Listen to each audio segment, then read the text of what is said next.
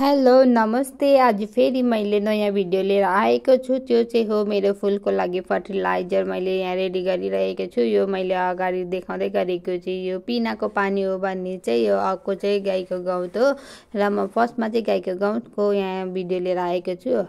यो पार्ट 1 मा देखाउँदैछु म गाईको गउँतको र पार्ट 2 मा चाहिँ म पिनाको पानीको देखाउनेवाला छु।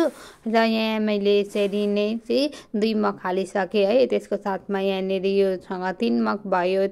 फेरि अब 1 मग हाल्छु र म यो 1 बकेटभरि चाहिँ म यसरी पानी र गाईको गउँतलाई यसरी पातलो पातलो बनाएर चाहिँ रेडी गर्दैछु है।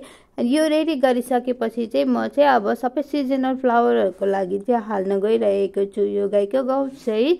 अनि यहाँनिर मेरो सिजनल फ्लावरहरू छ प्रिमुलाहरू। यो चाहिँ गाईको गउँत या त यो फर्टिलाइजर चाहिँ किन हाल्नु भन्दाखेरि चाहिँ जति फ्लावर्सहरूले पनि न्युट्रिसन जति पाउँछ उसले त्यति नै फ्लावर्स पनि दिने हो।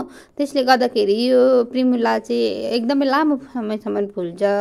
3 महिना 4 महिना चाहिँ मजाले फुल्छ हो। त्यहाँदेखि चाहिँ अब बर्खाको त्यो झरीले भेट्नु थाल्छ। त्यसले गर्दाखेरि त्यहाँदेखि चाहिँ मजाले फुल्नु चाहिँ पाउँदैन। राख्नु सक्यो भने चाहिँ फुल्छ है। अनि त्यही तरिकाले चाहिँ म यहाँ यसरी हालेर देखाउँदैछु। हजुरहरूले पनि यदि केही जान्नु भएको छैन भने चाहिँ केही जानकारी हुन्छ भनेर चाहिँ मैले यो भिडियो लिएर आएको। र हजुरहरूले पनि यसरी नै यसरी फर्टिलाइजरहरू बनाएर दिन सक्नुहुन्छ। र यदि गाईको गउँत छैन भने हजुरहरूले पिनाको पानी पनि बनाएर हाल्न सक्नुहुन्छ है। पिनाको पानी तपाईँहरूले रासन दोकानमा पाइहाल्नुहुन्छ।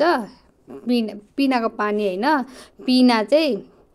अनि पिनालाई चाहिँ ल्याएर भिजाउनु पर्ने हुन्छ। पिनाको पानी बनाउँदाखेरि पनि पिनालाई चाहिँ 3 दिनसम्म फिट्नु पर्ने हुन्छ, मतलब भिजाउनु पर्ने हुन्छ। र त्यसलाई चाहिँ एकदमै गाईको गउँतभन्दा कडा हुन्छ। त्यसले गर्दा त्यसलाई एकदमै पातलो बनाउनुपर्छ। त्यसको भिडियो म नेक्स्ट भिडियोमा लिएर आउने छु।